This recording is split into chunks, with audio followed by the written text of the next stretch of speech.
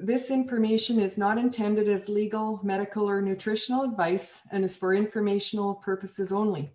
Vaccine Choice Canada does not endorse or accept responsibility for statements, views, and opinions presented by its guests. Welcome to our weekly call with Vaccine Choice Canada. My name is Ted Kuntz and I'm the president of Vaccine Choice Canada.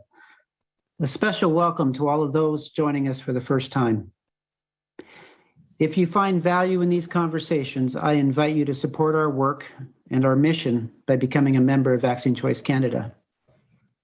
In addition to wonderful speakers, you will receive a weekly Choice Insider newsletter with up-to-date information and calls to action to help us protect our rights and freedoms, most especially our right to medical choice.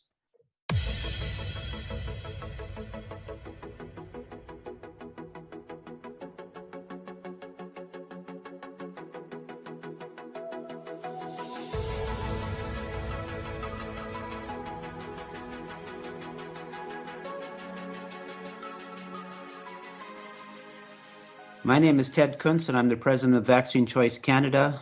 I'm delighted to have Rocco Galati to assist me in extracting as much wisdom from Catherine Austin Fitz as possible during our 2 hours together today. Catherine, thank you for joining us today. I know it's afternoon or late afternoon where you are. I've been looking forward to this conversation for a long time. Me too, and I appreciate you having me on. You have a wonderful audience, but you know, I love talking with Rocco, so... Well, I'm hoping he's going to give me a little bit of space to ask you some questions because you know he's a tough one to co-host with. So,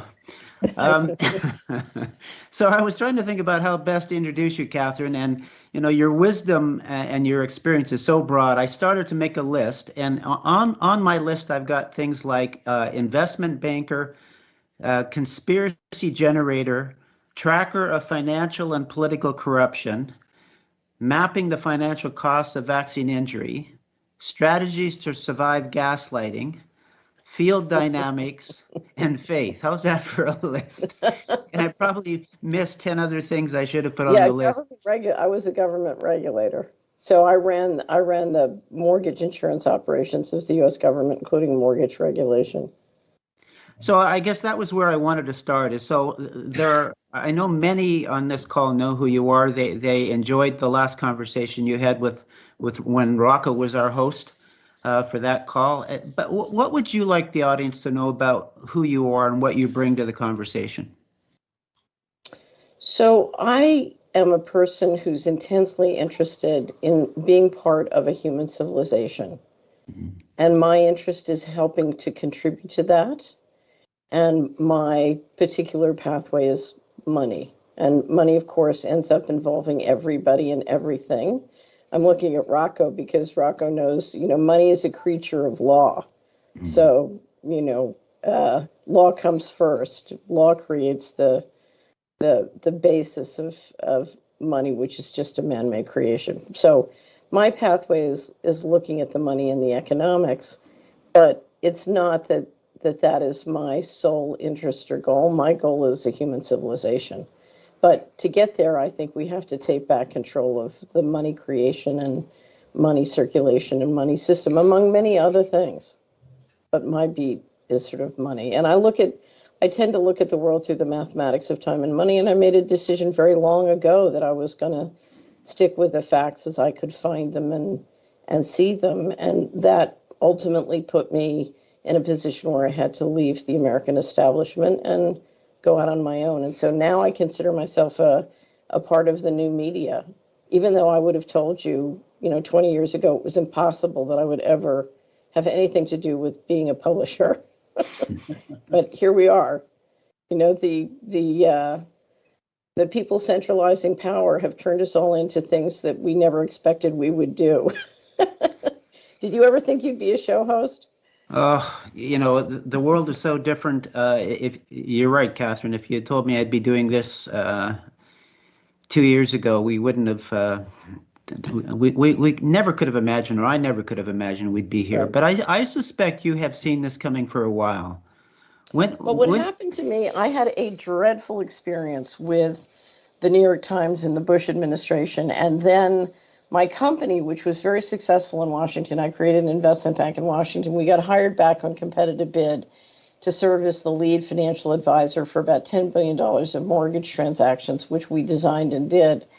And then I had an even worse experience with the Washington Post, and I decided that they were all just criminal enterprises. And in 1998, when it happened, I said, I will never speak to corporate media. Now I call them old media. I will never give them another minute of my time. And my decision was, I'm just going to answer people's questions. And it, interestingly, so people started to ask me to do radio shows, which I found to be a shocking and appalling experience. But I did it because I thought it would help me stay alive, which I was very interested in doing at the time. So I started to just get thousands of questions by email, and I just started to answer the questions. And that flow of answering the questions day in, day out for years evolved into two businesses, one of which was investment advisory and one was the Solari Report and Media. And I'm still answering questions. And, because every one of us in our networks, we're just trying to have a free and inspired life. We all want to be part of a human civilization. The question is how. We can't do it alone. What can we do? How do we do it? So, we have to figure it out together, and that's what we're up to. So, I mean, you had your own battle with this cabal, and they worked pretty hard to take you down.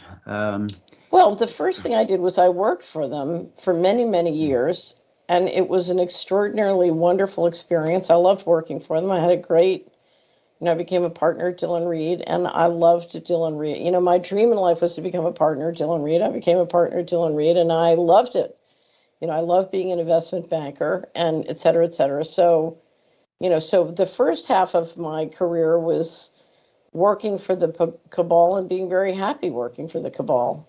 And then when I went to Washington, I ran smack into the fraud, which had literally gone out of control. And it's very interesting because I was the Bush administration in 91, and I thought it was an emergency. We need a plan B. And it's so funny with the pandemic, you're seeing so many people say, oh, we need a plan B. Well, that's where it was in 1991. We need a plan B, because I thought these guys were going to get a hold of the technology and centralize control in a way that was frightening. And that's, of course, exactly what's happening. Mm-hmm. But, it's very hard. I feel like for many years, I'm looking at Rocco because I know he feels the same way. You're trying to warn people and they can't hear you, and it's like they're driving their car off a cliff. And you keep trying to tell them and they keep driving the car off the cliff, and you're just, Well, Catherine, I've been trying to warn them. I've been trying to warn them since 1996, when I took on my first constitutional challenge to globalization treaties, the multilateral agreement right. on investment. And during the course of cross-examining the chief Canadian negotiator, I was looking at a roadmap to hell, and all my friends were laughing at me when I tried to warn them about it. That right. was 26 years ago. Right. Right, because if there's no law, you're going to a very bad place. Right. Right, and if you saw the early abrogations of the Constitution, I don't understand them in Canada, you do, but if you look at the fundamental abrogations of the Constitution in the U.S., it was the same people who were like, oh, well, things won't really change. It's not really a problem. But they don't understand that the law is the underpinning of everything. It's like the skeleton of the body. And if you break down the skeleton, it's just a matter of time till the body falls. Well, let me very simply put the proposition and basis that has been at the basis of all my anti-globalization challenges, and you can translate it into monetary terms for people. What is wrong fundamentally with any trade deal is the following. It grants foreign corporation and individuals equal and superior rights to the actual nation state, right? And therefore, the nation state is relinquishing something it does not have the power to relinquish. Right. And so these corporations bypass domestic constitutional frameworks and put in their own law that hovers above them. And right, but not only do they do that, when they do that, they do the same to the state and county law. Right. even more so, even more so. So, Right. for instance, in Canada, a U.S. company or any corporation or any other corporation says, we want to extract that material. Now, that belongs to the province, and the province says, you can't do it. Therefore, that company is entitled to compensation to the tune of billions of dollars from our federal government, because they're not allowed to breach our constitution, but they have a right, as between the corporation and our national government, to breach the constitution. That's what's fundamentally wrong. Right. Yeah. Well, they continue to adopt policies, whether it's international trade agreements, or I don't know if you remember FASB 56, which they adopted in 2018. So we've watched a period in the United States where for 20 plus years, the federal government has disobeyed the laws in the Constitution related to money, disobeyed the laws related to financial management in the laws, and disobeyed the regulations related to financial management in the regulations. And then in 2018, they adopted an administrative policy between the General Accountability Office representing Congress and OMB representing the White House. And what the policy said is, we can keep secret books by a secret process as determined by a secret group of people, thus abrogating all the financial management laws, all the financial management constitutional provisions, and all the financial management regulations. Now, I would say that the Congress and the White House can adopt an administrative policy that abrogates the Constitution and the laws, but they did, and they're doing it. Right, and that's what's happening. Yeah. So Catherine, what is Mr. Global's agenda? Is it pure financial? That's the big mystery. I mean, clearly what they're doing is they're re-engineering the governance system. Mm-hmm. So let's just look in the West. In the West, we've had loosely a process where you have a balance of power between the central bankers and the electorate. The electorate votes for representative government, and the central bankers control monetary policy. And in theory, the representatives control fiscal policy. And what has happened for the last 20 years is the central banks have levered up the governments, taken the money out through the back door is what I believe. And then, and again, I'm grossly oversimplifying in the interest of speed. And then now what they're doing is now that they've got the sovereign governments over a barrel in terms of debt and sort of finances, they are ending the sovereignty of those governments and basically taking back, central bankers are asserting control over fiscal policy. So you're looking at a fundamental reengineering of the governance system into a very tight central control and a secret control. And this is, what I would say is this is a consolidation of a financial coup and a radical change in the governance. That what they're saying is, electorate participation doesn't work because the electorate has been denied fundamental information about what's been going on. And when we've been running all the money in secrecy for the last 30, 40, 50 years, they're just so out of the loop that we just need them to do what they're told and have no say in terms of the governance and the finances of the running of the world. Boy, this doesn't paint a very pretty picture, huh? I mean, what I'm hearing you say, Catherine, is that we actually don't have sovereign nations. We don't have democracy. We don't have representative government. We don't have accountability. Well, right now we have governments that do not have information sovereignty and they do not have financial sovereignty. But we still have what I would say is a modicum of individual sovereignty and property rights. And when you move on the governments in this way and you change the governmental structure, then you're in a position to move on the individual sovereignty and the individual property rights. And that is what we're arguing about and debating now. And my belief is if we allow these guys to get the vaccine ID passports, and follow that up with CBDC and an ID system, and it's really the passports. If you don't stop the passports, we are headed to a electrical and financial control grid, which is a complete control system and has the power to, with AI and software, to do 24/7 monitoring and literally control. If they don't want you buying pizza, you can't buy pizza. If they don't want you transacting more than 5 miles from your house, your car won't drive more than 5 miles from your house, and you can't get, electricity for the battery more than 5 miles from your house. So we're looking, people will liken it to the social credit system. I think where they're going is far, far worse. Because if you go back in history and look at the things that caused them to end the slave trade, they've solved those problems and they can go back to slavery.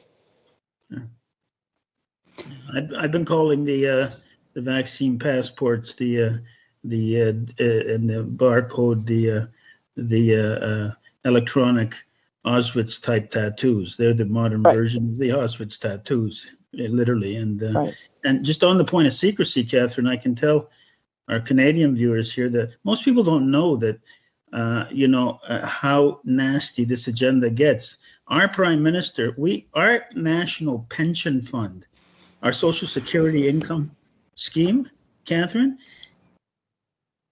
is in the hands of a few years ago, they put it in the hands of an investment board, and that board shipped all the funds of our entire national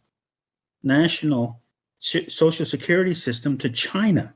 It's invested in China, and they passed a bill to introduce guaranteed income within the next 4 years, and the bill was at second reading last I checked. And when the guaranteed income comes in, they're going to dissolve our entire national security system and all the funds that have been contributed to it. And God knows where that money's going to go, but to the friends of the global elites. So here's why we had a financial coup. For decades, the national security state was financed by people saving for their pensions. And increasingly, those pension pools were put under very tight central control. And so they knew, starting in the 90s when the sort of financial coup began, they knew that they were going to have a problem. Because if you're depending on a new dollar every year to finance the national security state, if people retire and want their money back, that gives you a $2 problem, right? Because not only are they not putting in a new dollar, but they're taking a dollar out. So now you got a $2 problem. And I think a decision was made when they couldn't get a budget deal in 1995 in the United States that would bring about sort of a financially responsible solution. They just said, we give up, we're taking all the money, and we'll fill their pension funds through, full of phony baloney paper that's financing essentially the liquidation of the system. And that's where we were at March 2020. I mean, they voted to reset the central banking system in August 22nd, 2019. That's the going direct reset. And everything that's rolled out since then is simply part of either engineering that reset or marketing that reset. And of course, the big question we're all asking is, how do the injections fit in? Because we're looking at a global effort to inject into people liquid where approximately 20% of the ingredients are a secret. Right. So what's in the secret sauce here? How does that fit in? So let me just tell you one story. I was working, when I left the Bush administration, I said we need a plan B, and I was working on a plan that would allow communities to take the internet and use it to dramatically improve education skills, learning, metabolism, and build tremendous local equity, but it required much more circulation of money locally instead of centrally. And I had a wonderful advisory board of the top pension funds in the country helping me, wonderful people, and very worried about how we're going to provide for the boomer retirement. Very good people. And I took them the plan of how we could re-engineer government investment by place and showed them that you could end the deficit problem and create massive wealth, including for the pension funds, enough to, I believe, to make the boomer retirements work. And anyway, I showed them the presentation. We were out at a big investment firm outside of Philadelphia, and I had used Philadelphia and a part of southeastern Pennsylvania as my example of what we could do to re-engineer the government money. And And one of the guys who ran the largest pension fund in the country, CalPERS, looked at me and he said, "Oh my God, this could work. We could save the country." I said, "Of course." And he said, he froze and he said, "You don't understand. It's too late. They've given up on the country." This was in spring of 1997. They've given up on the country. They're moving all the money out starting in the fall. And that was the beginning of fiscal 1998 when the 21 trillion started to go missing from the federal government. And he said, "You've got to get to Nick." He meant Nick Brady, who was the former Secretary of Treasury and had been the chairman of Dillon Reed when I worked there. He said, "You've got to tell them it's not hopeless. They think it's hopeless. But they're moving," and he implied they were moving massive amounts of money into China and Asia and the emerging markets. Now, I thought he meant, Rocco, that they were reallocating the equity in the pensions and moving what could be moved legally. And of course, I was wrong. What happened in fiscal 1998, it was like all the internal controls got completely torn up. Massive amounts of money started disappearing from HUD and DOD, and the financial coup was on. Right. Right. And 21 that we've documented with government documents, there is 21 trillion unaccounted for. Yeah. And just so people understand what 21 trillion, I'm doing the math in my mind because I know what 12 trillion is.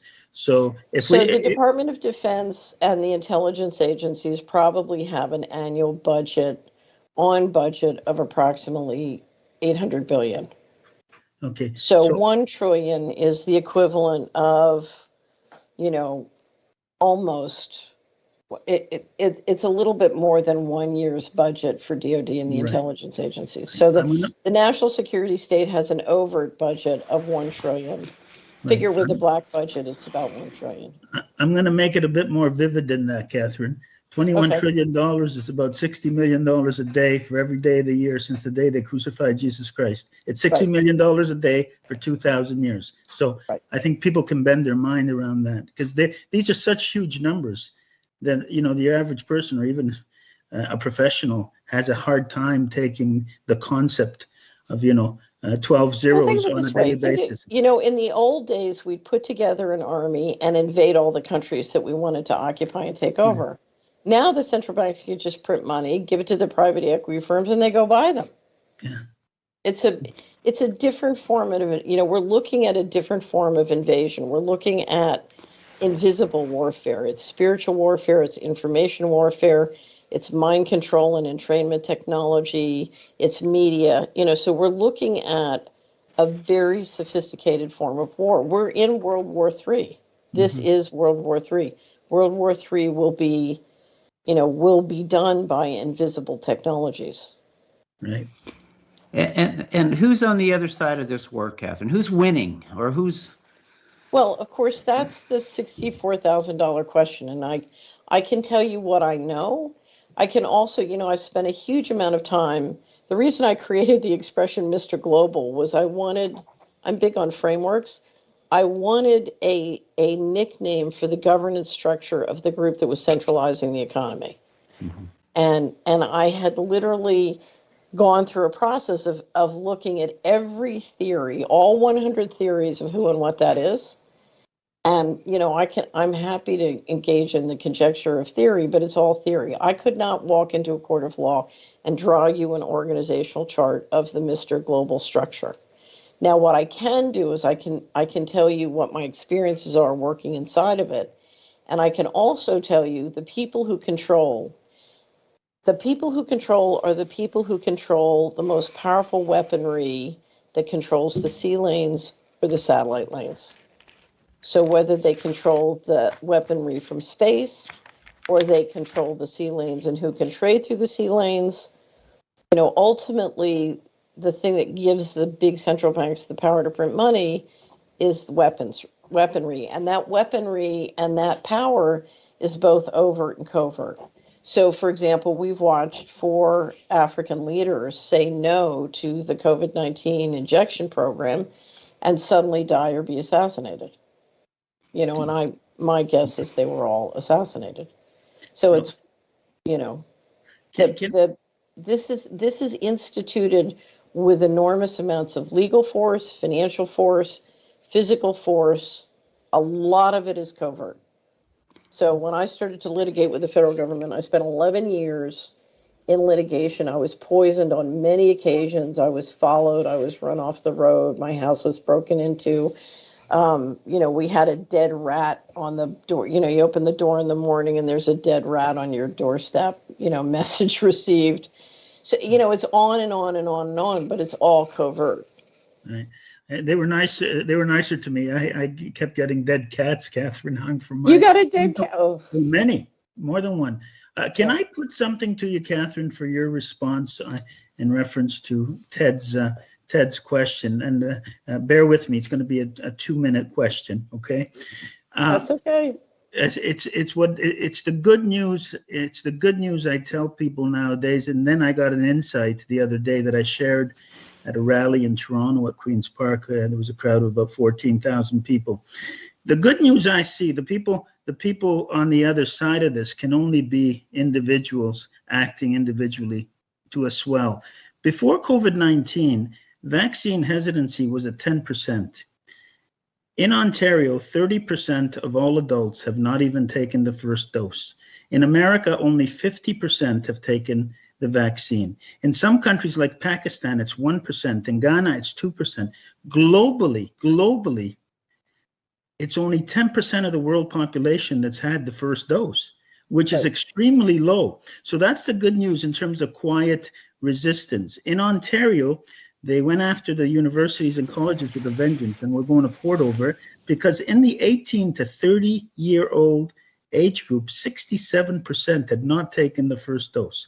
So what age group? Give that again. 18 to 30? Right. 2/3 of those kids had not taken the first dose. And so now you want to go to university. Kids. Smart kids, you have to take the dose. So that fight is going on. Right now, they've said, take the vaccine or get tested twice a week. They are losing a lot. People, they are shocked now. Nurses, hospital workers, teachers, firemen, police are saying, no, we quit before we're going to take a first dose. That I don't think they anticipated. And so here's the insight that I got that really threw me. So they've put the vaccinated versus unvaccinated as a wedge, a nasty wedge.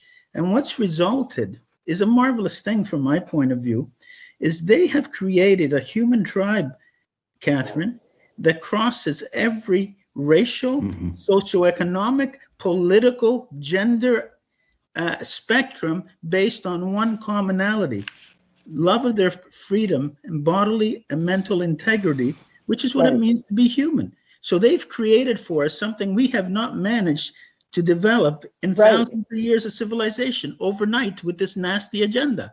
For every action, an equal reaction. And I'd like your comment on that. I agree, absolutely. It reminds me, I was in Switzerland for Christmas, and there's a wonderful, if you don't know him, a wonderful guy who's leading he's doing all the referendums to force the constitutional provisions to be respected. And very effective guy. And Christopher walked up to me and he said, friends are turning up everywhere. And, so many bright, capable, talented people who have many skills and resources have been trying to stay in the middle of the road. And this has kicked them out of the middle of the road. And we're finding each other. And as you know, there's no way from looking at a person's appearance, not age, not sex, not gender, it's the people who are really committed to freedom. And but more than freedom, because I think they're committed to civilization. They want to be part of a civilization, and they don't want to be a slave, and they don't want the people around them to be slaves. Right. So I agree, and it's so positive, Rocco. It's just so positive. And very powerful. It's funny. There are two universities that I'm familiar with where people are bringing lawsuits. One, of course, is Waterloo. And in both cases, you have these brilliant scholars is half of the group, and the other half is the maintenance crew.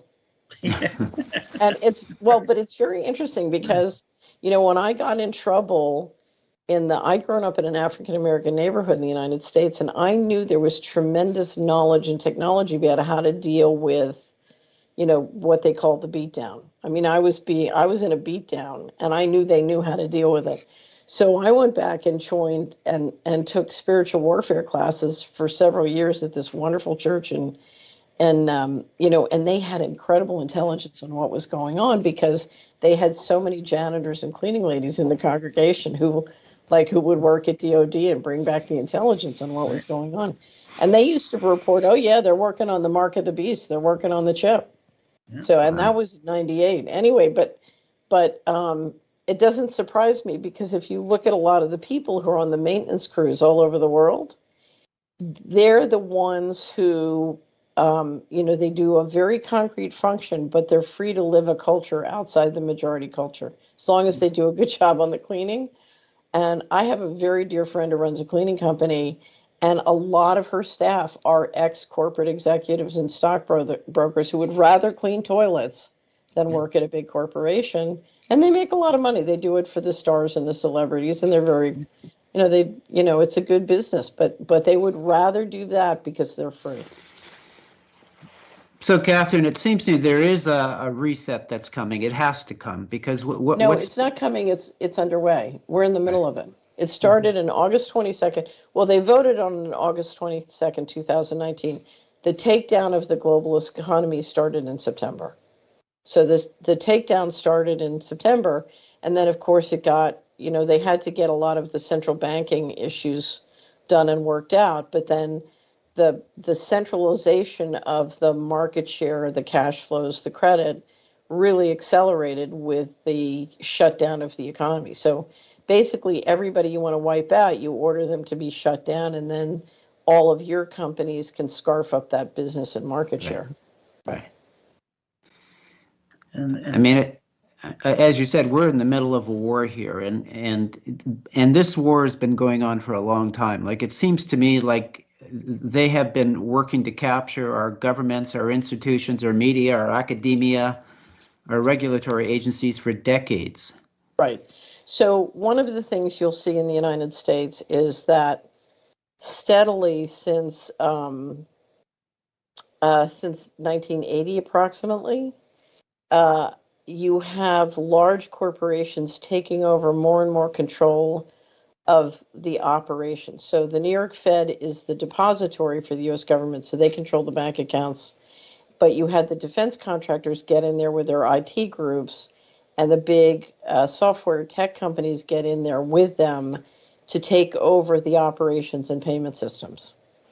And most people, when they look at the U.S. government, they see 24 agencies. I see a few defense contractors who control all the databases and all the operations, and they keep getting it more and more privatized into the companies.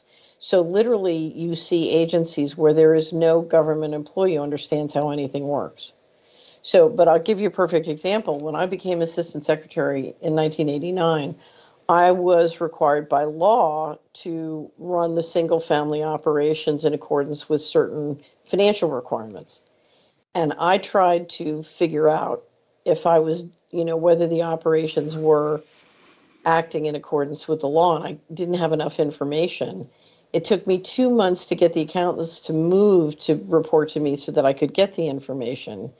But after I did, I discovered that some of the information I need was controlled by the defense contractor, who absolutely refused to give it to me.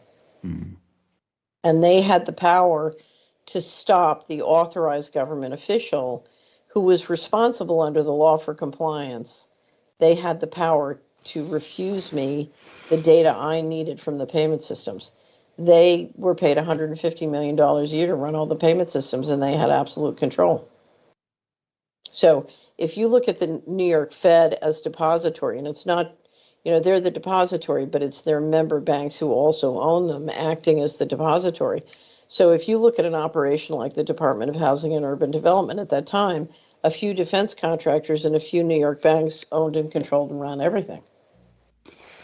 So, and maybe it doesn't matter, but my question, I keep going back, is this organized by a group of people at the top, or is this just a system that's gotten out of control? It's lost its values, it's lost its core principles, and it's gone amok. It's in a negative spiral. So in my experience, it's a very organic combination. but the people running it have steadily, so let me go back. In 47 and 49, you created the legal infrastructure for the national security state. So you had the NSA Act and then the CIA Act.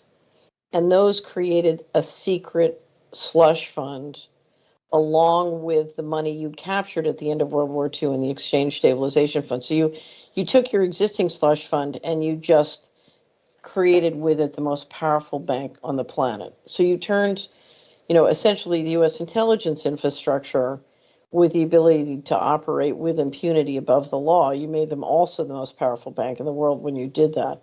And then the Bushes came in and created an executive order that said, oh, by the way, we can outsource national security functions to corporations. What that meant was, that you could print or steal money and run it through corporations to drive up their stock in a way that would make investors a fortune. And then if you read my online book, Dylan Reed and the Aristocracy of Stock Profits, I talk about how the machine works. And it is, if you combine it with central bank printing money, it is a machine to create billionaires every day, all day long. It's unbelievable. And that became incredibly difficult for anybody to say no to, especially when you added the ability of digital technology to compromise sovereignty. So, and it's not just government sovereignty, it's individual sovereignty. So we watched, remember when Trump would try and have a conversation and everybody would listen and it would be in the press the next day? So the president couldn't talk to another president in the world without it being leaked to the press. And Chuck Schumer, God love him, got on one of the TV shows and said, look, the president's going to have to learn. He has to do what the CIA says, because if he doesn't, they have 50 ways from Sunday to get him. And what Chuck Schumer was saying is the president doesn't run the U.S. government. The intelligence agencies and whoever the heck they report to run the U.S. government. So, this has been going on for a long, long time, and it's been getting worse for a long, long time. Mm-hmm. But what has happened is what some people call a breakaway civilization. You had a group of people following the Kennedy assassination who just said, okay, we're going to run it the way we want. And over time, we're going to exercise more and more control from the corporate side, more and more secret money on the corporate side. We're going to take more and more of the money dark, keep more and more of the money secret. And literally what they have done is they have built a parallel civilization which does not believe it's subject to the laws of the civilization. So let me tell you another story. When I was Assistant Secretary of Housing, I was in a meeting where the secretary got very upset at one of the regional administrators. And the regional administrator was getting screamed at a lot because the secretary was a very temperamental man. And finally, to defend himself, he said, Mr. Secretary, I had to do it. It was the law. And the secretary exploded, spit flying everywhere. He says, the law? I didn't have to obey the law. I report to a higher moral authority. And it was like a scene from Eyes Wide Shut where you realized, oh, there's a different governance system. Over here we have the official reality, and then over here we have reality. And the simulated reality and reality have gotten further and further apart as the technology got more powerful and the money got more secret. And after 50 years of extraordinary secrecy and the secrecy growing, the guys who've been running that and leading that don't intend to share the benefits with us anymore. And just to drive home what Catherine's saying, Ted, about it's a combination of both. It's organized, but then it organically runs amok. I remember I was a big John Lennon fan in the 70s, and it always used to tickle me that John Lennon and Yoko Ono used to be at around 97 or 98 of the richest Americans in America, and they were worth $100 million. Okay? They were in the top 100. We have now in America 5,272 billionaires. So if you can fathom the transfer and theft of wealth in 50 years, where somebody with 100 million can make the top 100, right? And there were very few billionaires on that list. And now there's thousands of billionaires. Right. But I'm going to be a tough guy here. You know, my personal experience, and I know Rocco, you understand this because you've been trying to do it too. Many, many people have tried to change or stop what's happening and warn about the centralization and work with people to turn it around. And the most of the population were easily bought away from real solutions.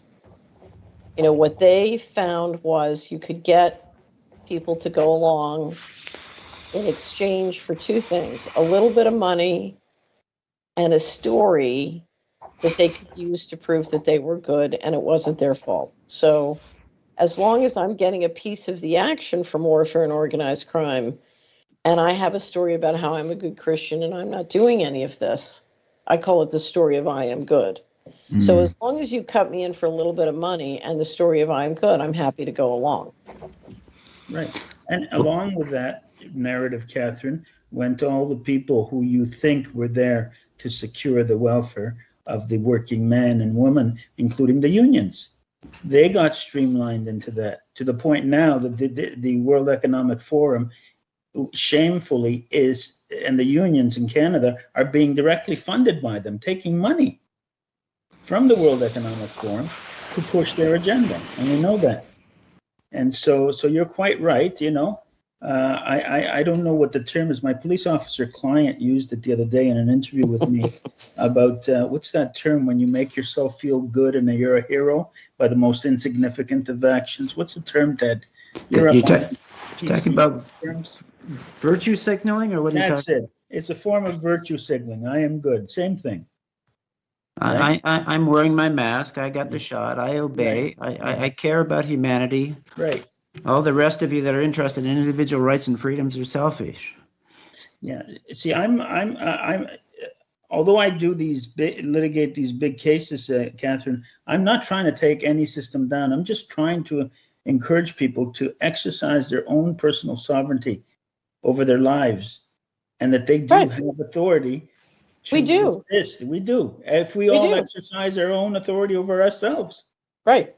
Right. So one of my favorite, you know, every week at the Soleil Report, I discovered pretty early on that the way to communicate a lot of what was going on was in movies, because it really is all in the movies. You know, in America, fiction is fact and fact is fiction. So I would use movies, and every week on the Soleil Report, we recommend a movie. Anyway, so we always have a movie of the year, and in January of 2020, I made one of the most pressing comments I've ever made. My movie of the year was Yellowstone. I don't know. Have either of you seen Yellowstone? I haven't. It's a Kevin Costner TV series. Kevin Costner plays a Montana rancher, and it's written by a guy named Taylor Sheridan from Texas, who I think is, you know, he's literally Shakespearean in talent, in my opinion. Genius guy. Anyway, but everybody's trying to steal Kevin Costner's land. You know, he's got the biggest ranch in Montana. They're always trying to move in and make money taking his land. And finally, there's this one group. There are different sort of people you have to deal with, but the most lawless are two guys named the Beck brothers. And they poison his cattle. They kidnap his grandchildren. They kill, you know, they hire assassins and mercenaries that kill people. And finally, you know, Costner and his family realizes, okay, there's only one way to deal with these guys, and we're going to have to kill them. We're just going to have to kill them. So one of his sons has been in special forces, and he corners one of the Beck brothers after they've stolen his son. They've kidnapped his son, so they've got his son. He corners one of them in the bathroom, and he says to him before he kills him, because he really didn't want to have to kill him, he says, why do you do this? Why have you put us in a position where I have to kill you? And the guy looks at me and he says, no one ever fights back. And so in January 2020, I said, the question before us is, what are we going to do about the Beck brothers? You know, because for my entire lifetime, you know, individuals have fought back, but there has not been a general effort by the population to push back and say, no, this is wrong. This does not have integrity. This is out of alignment, whether it's divine law, natural law, constitutional law. You know, this is organized crime. This is demonic. because I think at the root it's a spiritual war, and I absolutely think what's going on is demonic. You have to fight back. Right. You can't, and we have gone along for a surprising little piece of the action. So now is the time when we can't go along anymore, because it's, I keep telling people death is not the worst thing that can happen here. Mhm. Well, Rocco, you say that a lot. Losing your job is not the worst thing. Dying is not the worst thing. Right. Yeah. And There's something much bigger you're going to lose here if you're not careful. And, on that note, what they're doing, Catherine, makes organized criminals look like Mother Teresa. Well, it's funny because I grew up in Philadelphia, and, we had sort of three power syndicates. We had the Masons, we had the Archdiocese, the Vatican, and then we had the Jews. And those were the three power syndicates. And, in the Vatican line, we had the Italian mafia. It was very strong in Philadelphia and had a lot to do with the ports and transportation, and they had family values. Unfortunately, the other two groups, particularly the Masons, got a hold of the telecommunications and digital technology, and it's gotten unbelievably creepy. Mm-hmm. So if you look at, organized crime has never been pretty, but now we're talking about some pretty creepy stuff.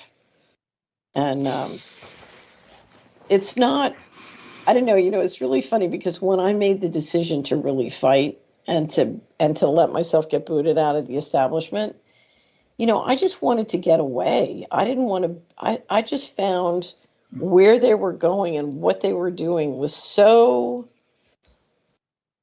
creepy. I was like, I'm out. Because I really, my intuitive assessment was these guys are going to lose. You can't govern a planet with a philosophy that is this creepy. It's like little boys who used to pull wings off of flies. Do you remember those kids? And Torture.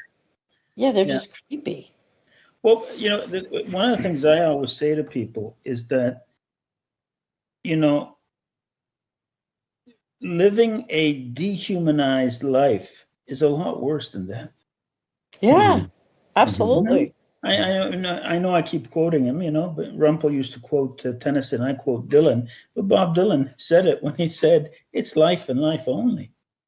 There's a lot worse things that you can lose than your life. You can live a dehumanized life, which is atrocious, and this is where they're trying to get us to. Well, what's funny is, and this is interesting what you talk about, the people who are pushing back now. So many people have been like the man who's holding onto the rope for dear life when the ground's only a foot away and he doesn't realize it if he just let go. Right. And a very funny thing happened to me. I was in Washington, D.C., where I rarely go, and I was having breakfast with a retired congressman. And we didn't like the restaurant where we were. It was too noisy, so we decided to walk across Union Station, go eat in another restaurant. And we were walking along, and we bumped into one of the senators who was coming in to take the train. And it was a senator who was relatively new, so I had never met him when I was working in Washington. And my friend introduced him to me, and he said, he was just being polite. He said, "What do you do?" And I said, "Well, Senator, I published something called the Solari Report." And he said, "What's that?" And I said, I have a group of subscribers who pay me to go wherever I want, talk to whoever I want, publish whatever I want, and say whatever I want, and think about and read whatever I want. And I meant to be funny. I was trying to be funny. And he looked at me, and this wave of grief came over his face. And he said, "How could I get that job?" And I said, "Senator, the apprenticeship is a little rough." But he was truly envious. And I realized he's got a hideous job. And I see so many people who've been trying to get along inside the machinery, and we all just need to let go.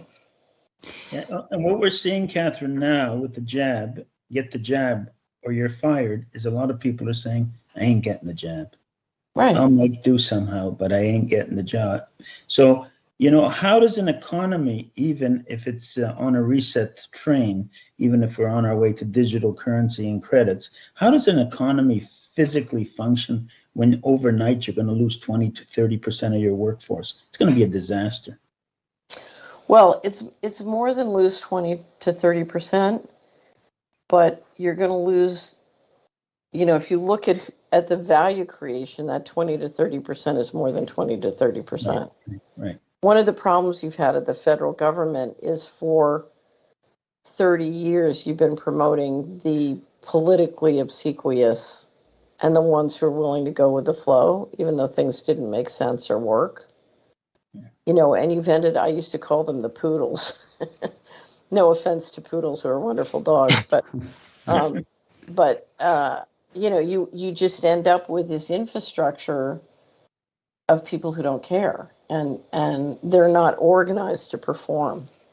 And you used to have in the bureaucracy an incredible group that came in with Kennedy and was very, very capable and competent, but that group is retired or been pushed out or bought or corrupted.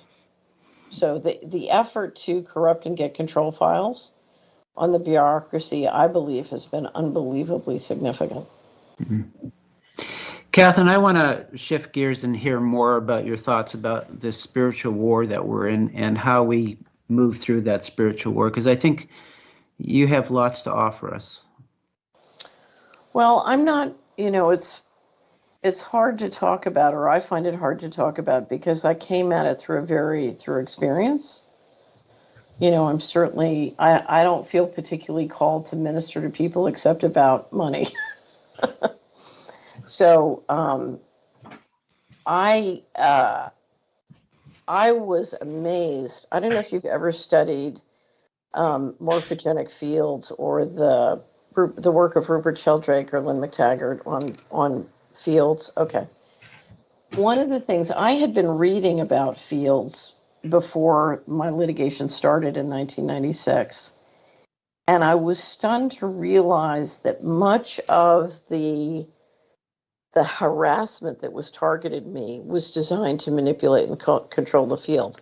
We were literally having a field war. Mm-hmm. And that caused me then to realize that this was much more, a lot of this was energetic. Mm-hmm. And it was also about faith, did I invent my world, or could I be forced to invent the world, the other team wanted? And so it really came down to the power of me to nurture, build my field, and do it in alignment with the divine. Because what had happened to me was I couldn't stay in alignment with the divine and still work with them. There was a split. It's like a guy is trying to ride two horses and they get too far apart, and you got to pick one horse and let go of the other, Right. And it was really interesting because all my life, I was one of those people who had a 1-year plan, a 5-year plan, a 10-year plan. Everything was organized and perfect. And after they seized the company and literally destroyed everything, Ted, it was amazing.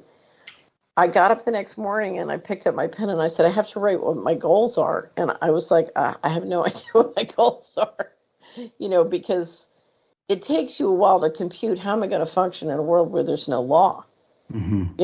And they don't have to obey the law, but I do, because you've got a double standard. Anyway, so every morning I get up and I'm trying to write my plan and I can't write my goals.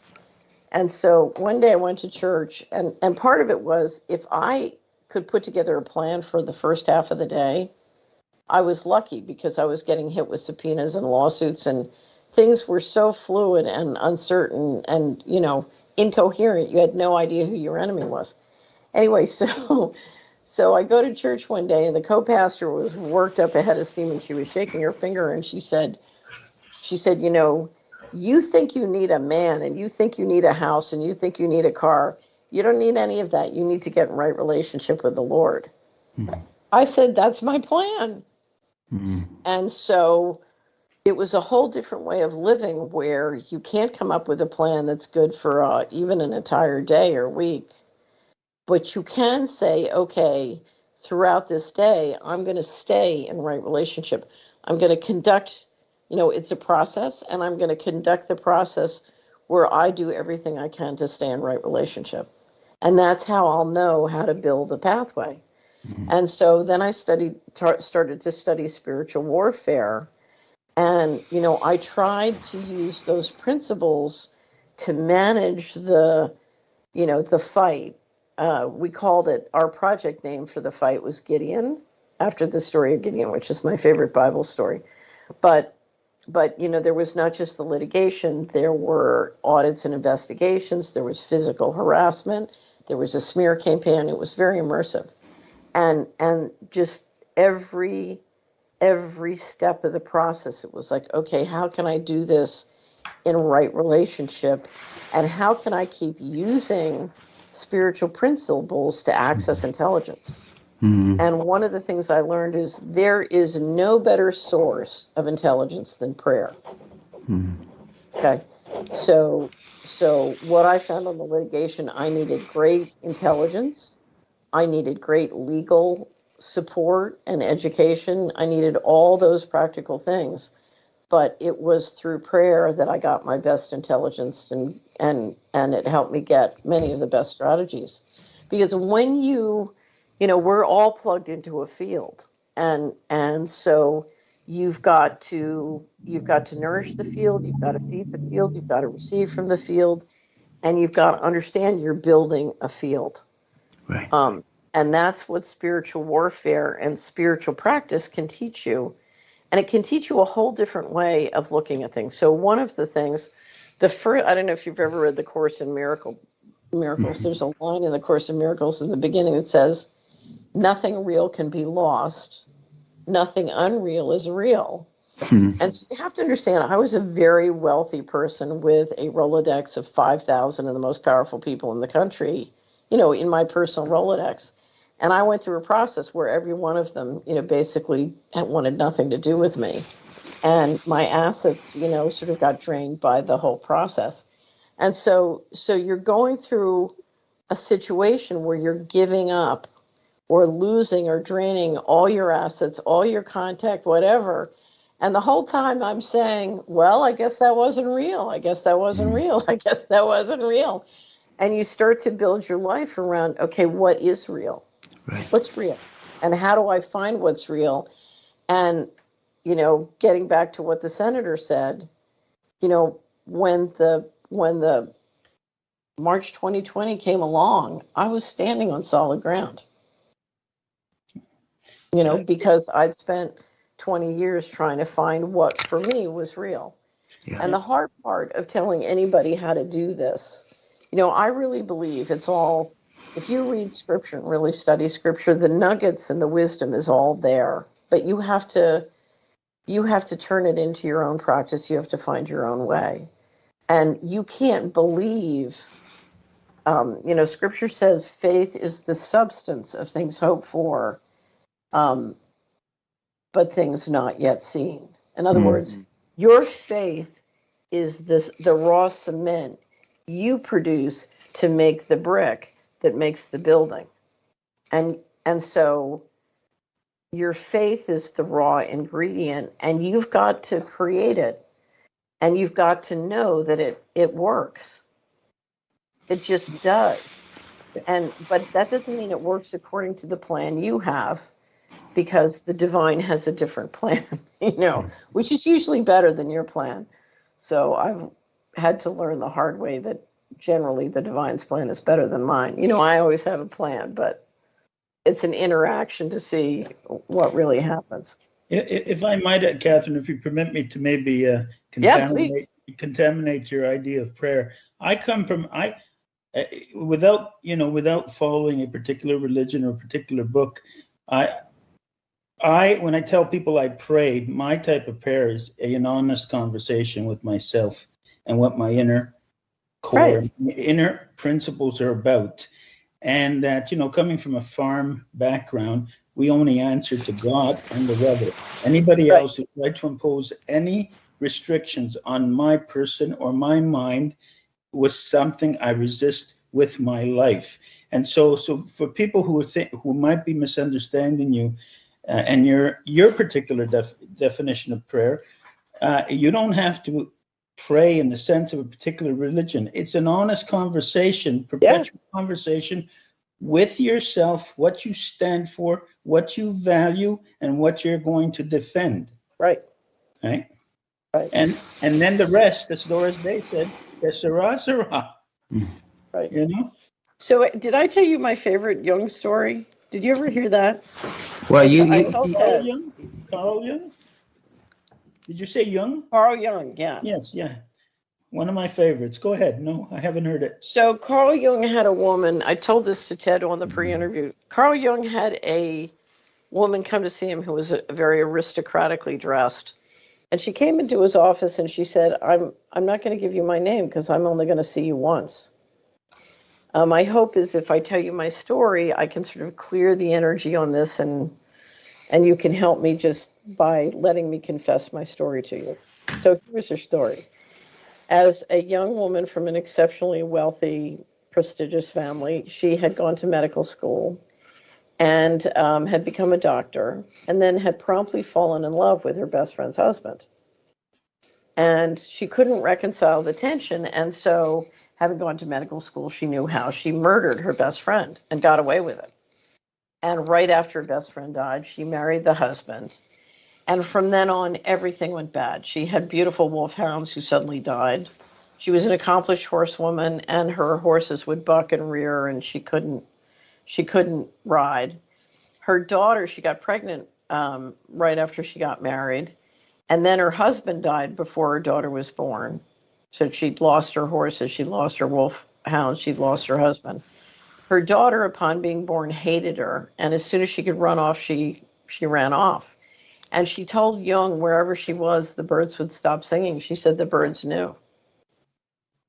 And so she was hoping by confessing that she could somehow clear the energy and receive forgiveness and go back to being a member of society. And what you're talking about is, when I say the field, you're talking about having an honest conversation with that thing, whatever that thing is, because on some level, there are no secrets, and everything that is real, and we have to be in integrity with that. And one of the reasons we have to be in integrity with that is you look at the guys on the other side, they're using force. We can't use force. We can't win with force.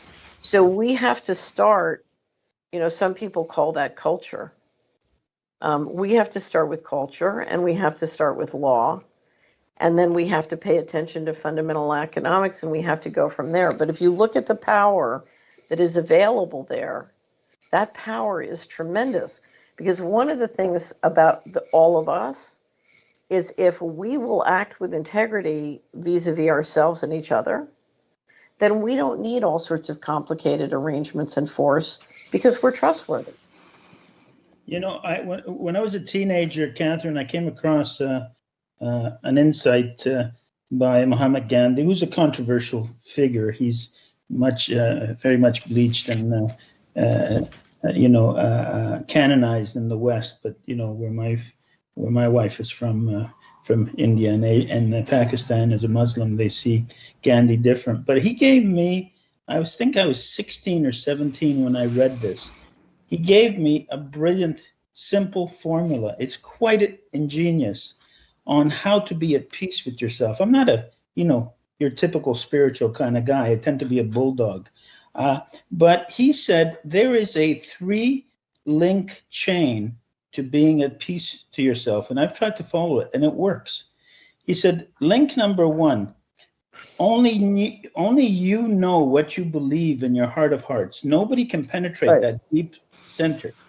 So the second link to the chain is what you represent to the world as your core principles. If what you represent to the world as your core principles are not in concert with what you believe in your heart of hearts, you're doomed for unhappiness and complications. The last link in that chain is from your stated principles that you have to the world. How do you act in the world? If your actions contradict your stated principles and your principles or contradict what's in your heart of hearts, you will never have peace with yourself. Right. If you follow through from one to the third chain, it's only 2 steps. You will have no complications in your life. And that's not to say that you have to live by the dictates of Mother Teresa. You can say, in my heart of hearts, I'm a rapacious materialist. Well, and if that's what you say to the world and that's how you act, you're still going to be at peace. Right. You know, I thought that was a brilliant insight he had. I'm sure he stole it from some Hindu philosopher, but I got to it through his writings, and it's absolutely marvelous plan. And that's why in this pandemic, if you look at people who are, even though they're resisting, we're resisting, and we're at peace with each other, it's probably because they're following that type of thing. Right. As you say, having an honest conversation with yourself and acting accordingly from it. Right. A lot of people I know who are stepping away because of the employer mandates, you know, what they're beginning to understand is without integrity, it's not a life worth living. It's not a job worth having. Right. And so, you know, it's like the 2 horses pulling away. You got to let go of one. Right. We're getting too far away. So, I can't tell you how many people I've had in the last 2 months say to me, I'm ready to build a whole new civilization. Yeah. You know, let's go, you know, because they understand. One of the things very much in my heart is to start a university, you know, a real university that can be part of an intelligence network. And finally, a lot of the scholars that I work with are realizing, you know, it's so impossible to get anything done in these institutions. You know, we're better off going and teaching a course on the grass to anybody who wants to listen than doing this. Mm-hmm. Mm-hmm. Right. You're quite right. I mean, the universities have been globalized and corporatized now for at least 40 years. You know, they haven't been. We're watching a huge breakdown in institutions. And I think the thing that most concerns me, Rocco, which is one of the reasons I so admire your work, is the central bankers want to take over the government. What we need to do is take the government back. Right. We can't it's like a football. And what they want to do is make us hate the government, and then we destroy the government, which gives them the whole ball of wax. Right. And we can't fall into that trap. We've got to find a way to return individual and national sovereignty. Right. Well, I mean, Jefferson put it very simply, but very insightfully. He said that when the people are afraid of their government, you have tyranny. When the government is afraid of the people, you have democracy. And we got to get back to that. Yeah. Not a perfect institution, but better than what we're getting now, which is tyranny. So I have a fair amount of subscribers, wonderful people in Australia. And one of the things we've become very concerned is whatever they're up to in Australia is a prototype for how they do it in North America. Yes and no. I'll put a qualifier to that. On the street level, you're right, Catherine. Right? But here's the huge difference. The reason they float all these lead balloons in Australia is because they do not have a supreme constitutional framework. Whatever the parliament writes in goes. They can't move to strike like we can in Canada or the United States, or even in Europe, where they have a European Court of Justice with a European Human Rights Code that they can nullify domestic legislation if it breaches rights. Australia and New Zealand do not have that. And so that's why they were disarmed, and they test these lead balloons. God bless them, they only have a 25% vaccination rate. Right. Even though they're not taking to the street with violence, although there's been violent skirmishes, they have stood strong on their resolve. No, thank you. And that's why there's such a struggle there. So I agree with you on a de facto on the street basis, but not in terms of the legal structure. And so now what you're seeing is with this breakdown, Catherine, is that the counterfeit rule of law is being used as an instrument of oppression rather than to safeguard order and human rights, right? So just because the parliament passes it, well, Hitler passed a lot of laws that were legally passed. Doesn't make them right. Right. Yeah. So I wanted you to know, Rocco, I've been working with my attorney on a big article on taxation without representation, because I think the place this will come down to, one of the places this will come down to, is if the electorate is compromised, if the election system is totally compromised, and the elected representatives are not representing us, why should we pay taxes? And of course, that's why they want the vaccine passports, so they can make sure they can force taxation without representation. And then, of course, the CBDCs, they just take the money out. So I think before we let them get that, we have to be prepared to act on the taxes. And the big issue on the taxes is, if my tax money is being spent illegally and managed illegally, which it is, if government is managing my money in ways which are criminal, how do I enforce? And so this is an article to discuss those issues. Right. The only practical, as you know, I'm a tax lawyer, my primary expertise, because people think the taxes are for the rich, but the tax system is the unitarily most efficient way to socially engineer your society. And people don't get that. And all Western revolutions started as a tax revolution. On a practical level, Catherine, the only people who have the power to act swiftly and with impact are the self-employed, who have to remit their taxes. And so we start a movement whereby we can bring a challenge, and they pay their tax money into court or into a trust fund. Pending resolution, that would really kick the government in the teeth. Apparently, I haven't seen where it went. My initial idea, much of my litigation revolved around common law rights of offset, because the Department of Justice tried to assert a common law right offset of me against me. But here was the beauty of it, Rocco. It wasn't on a cash item. It was on an opportunity cost where there was no cash cost. So what do you mean opportunity in terms of goodwill, the goodwill assessment, or? So it was a transaction where, if a subcontractor hadn't made a mistake, in theory, we might have made more money if. Yeah, right. But there was no loss. The deal was phenomenally successful and made a lot more money than they were expecting. So they had, and their expert witness said that there was no cash loss. Anyway, but so they asserted a common law right of offset on an opportunity cost. Anyway, so I spent many years from 1997 to 2004, till 2006, dealing in court and with the Department of Justice on the common law right of offset issue. So I learned a lot about it. So when the litigation was over, I got a lot of money in on the settlement, and I owed a New York Fed member bank $14,000 on a credit card, and I wanted to pay off all my creditors. So I wrote them a letter, and I said, there is $14,000 per person missing from the U.S. government.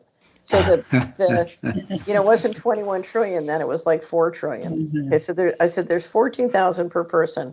I owe you 14,000, and you, as a member of as an owner of the New York Fed and depository for U.S. government accounts, you owe me 14,000, and I am asserting a common law right of offset. And if you have a problem with that, here is the name and number for my attorney. Please call her, and I'm happy to litigate this with you.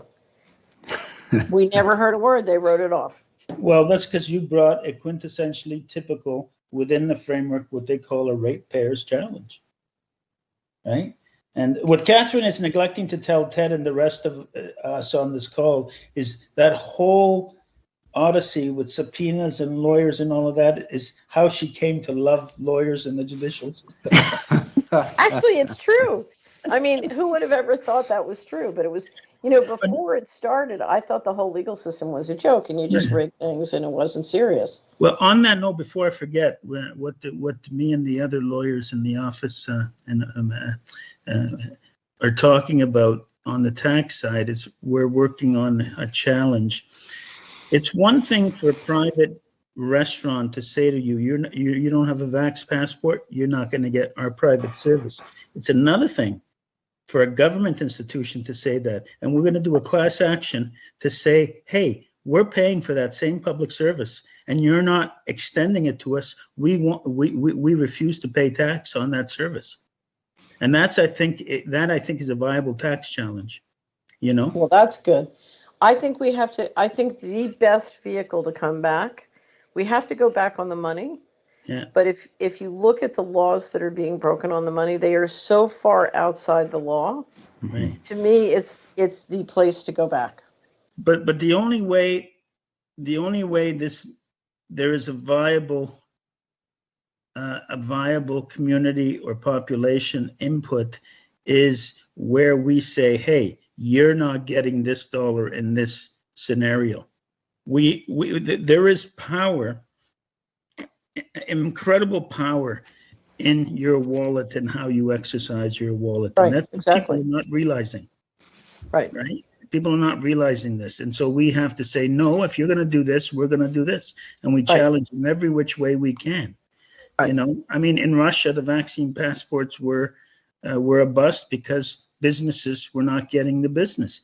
Even in Ontario, when they announced it the first week, every business was experiencing a 50% reduction in business overnight.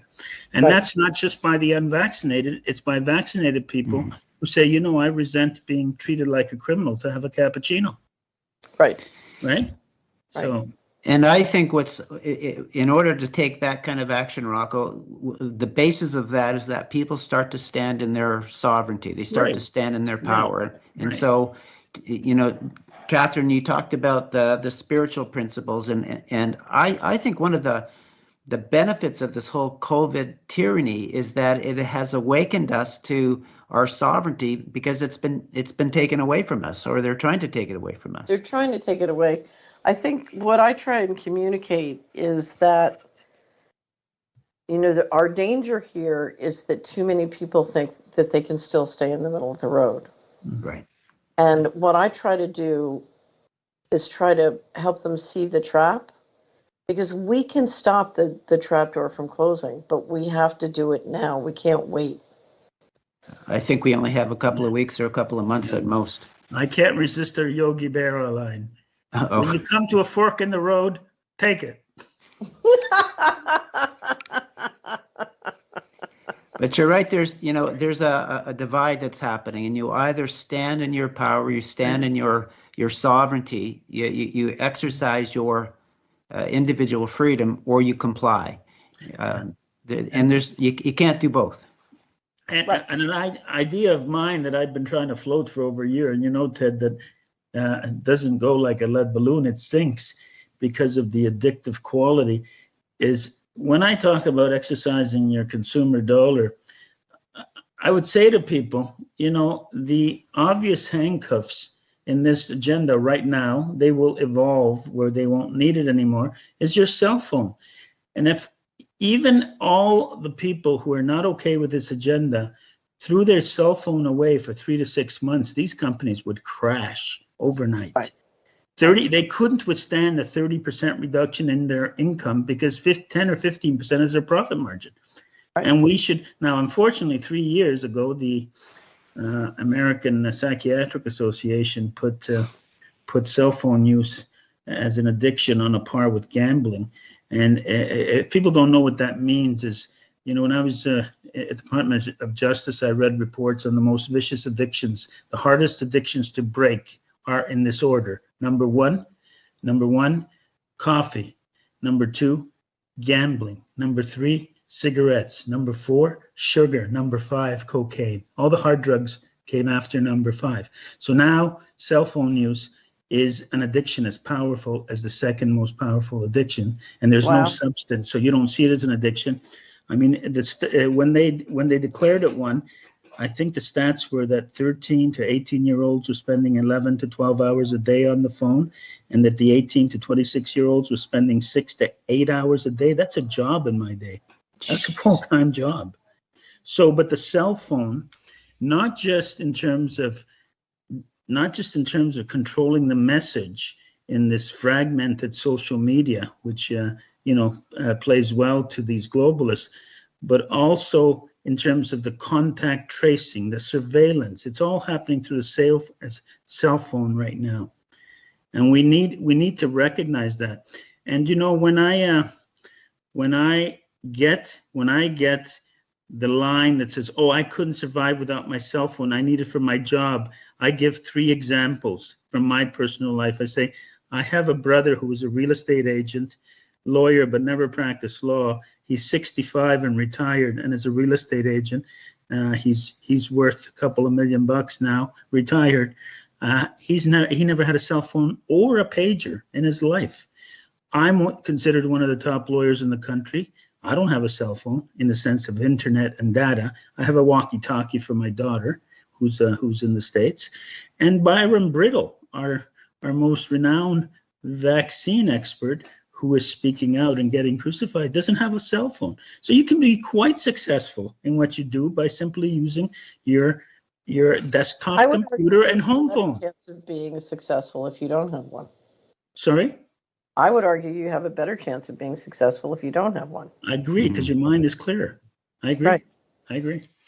I think, and so these things don't need a massive organization. They're simply individuals exercising that choice and saying, "Call me, we'll see when you get back to normal.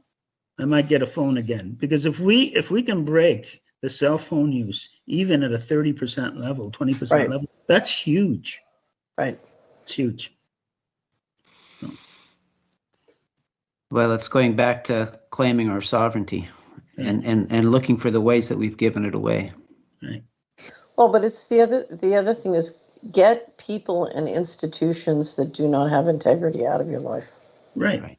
And it's a journey. It's in 1998, I was sitting at my desk writing a check on JP Morgan Chase Private Banking, and I looked at the check and I looked at my hand writing this check, and I thought, why am I banking at the bank at the heart of all this mortgage fraud? Right. And then I said, I need to come clean. And if you go to Solari and do a search for Come Clean, we have an article on the 24 steps of coming clean, going through all the aspects of your life and just getting the people who don't have integrity out. And it's really marvelous because, you have to do it in a way that's energizing for you. But, I remember being in Washington and everybody laughing at the protesters. Somebody said, as long as they have a Chase credit card in their pocket, what do we care if they run up and down Pennsylvania Avenue? We got their money. Yeah. The only unfortunate thing of that righteous move is that it'll increase divorces. What do you mean? Getting people who aren't principled out of your life. Right. And people come to me. I have people who come to me and says, I'm having a hard time, or I took the vax because my wife forced me to, or my husband forced me to. I said, well, you would have been better off to call it a day. Right. If your spouse doesn't respect your own bodily integrity, well, what's the marriage based on? Right. Exactly. So. I'll tell you the one place where I feel a lot of empathy. I've spent a lot of time as an investment advisor struggling with what I call entrainment technology and subliminal programming. And if you go to Solari and do a search for mind control or children, you'll pull up I put together for a group of grandparents a set of links on all the different best sources on mind control and technology that's used to target children. And I think a lot of people who have made mistakes in terms of how they've handled, the last 2 years, they've been mind controlled.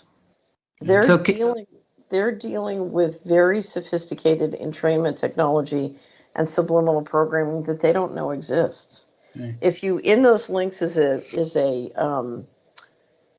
very old interview I did with a scientist who had taught me a lot about how entrainment technology works, and I was watching investment advisory clients being defrauded using that technology and marketing private placements on the phone, and you would literally, when it comes to your money is your money. You should do whatever you want with it. But I was literally finding myself in these huge fights with clients saying, You can buy silver at 2% over spot here, and you want to pay 25% over spot there. That's totally irrational. The beauty of dealing with it in the investment form is math. Math makes it very understandable to see what's going on. So I went to him and I said, people are being defrauded. You have got to do this. And so we got on, and I describe an investment conference where I went and the technology was being used and it tricked me. I described how I got tricked. So this stuff is very, very powerful. And if you don't know this stuff exists, you can't protect yourself. And I feel very sorry for people who have a lovely spouse who's just been totally brainwashed and they really don't realize it. Catherine, now that we're back on the talk of money, I want to pick your brain for a second. Okay. In your reaction, because throughout this thing, I've been, when I speak, and Ted has been on the VCC calls, when people say, well, what do you do with your money? I tell them about my theory and about how they're sucking away fiat currency into the cryptocurrencies. And then my prediction was that they're going to crash the cryptocurrency. So can you respond to the very recent events that when Sweden offered a cryptocurrency at 33 cents a coin and China followed suit a few days ago at 12 cents a coin, Bitcoin had a one-day loss of about 6%. And where do you see European and North American cryptocurrencies going when these governments are putting out their own cryptocurrencies in pennies? So a couple things hit Bitcoin, including what the regulators have been up to, both in China and the United States. So they've been jawboning in the United States, but they've been, they stopped Coinbase's lending program. No liquidity outside the central bank train tracks. Anyway, so I've always believed that they would either kill them or let them die on the vine once they come out. I always thought they were prototypes to be used in a variety of ways, but to help them figure out how they wanted to do the CBDCs. And then once they were ready to do the CBDCs, they just, they could regulate them to death or they could just let them die on the vine. And I don't know which. I think it'll be spotty around the world. Right. But it's been very sad because you have a lot of fabulous, terrific people trading cryptos who don't see the game and don't understand how dangerous, their role and how much they've contributed to building the prison. Right. So the thing that's so powerful is if you can just take a look around the world and see how many of us are helping to build the prison. If we all just stop, that's it. Right. No prison. Right. Well, full disclosure, I've never been attracted to crypto for a lot of reasons as a form of money. But do you think this could mark the start of the end of Bitcoin and the big high-priced cryptocurrencies? I think they have more pumping and dumping to do. Right. So my advice to anybody who's in crypto is, anybody who's ever traded a highly speculative market knows there are fundamental rules of how you handle a speculation, like constantly pulling your capital out and playing from your winning. There are all sorts of rules of how, if you want to, or let me say it this way.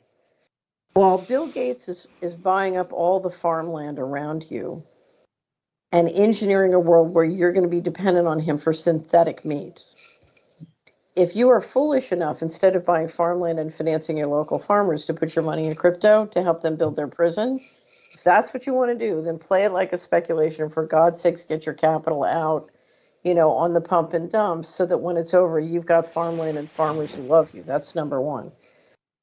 So play a speculative market and get the money out and get it in something real that can provide you and your family with the sustenance you need. That's number one. Number two, what you have to understand is the tax enforcement and the compliance auditing on cryptos is going to be frightening. It's a much longer conversation, but it is very easy to create control files on almost anybody trading crypto.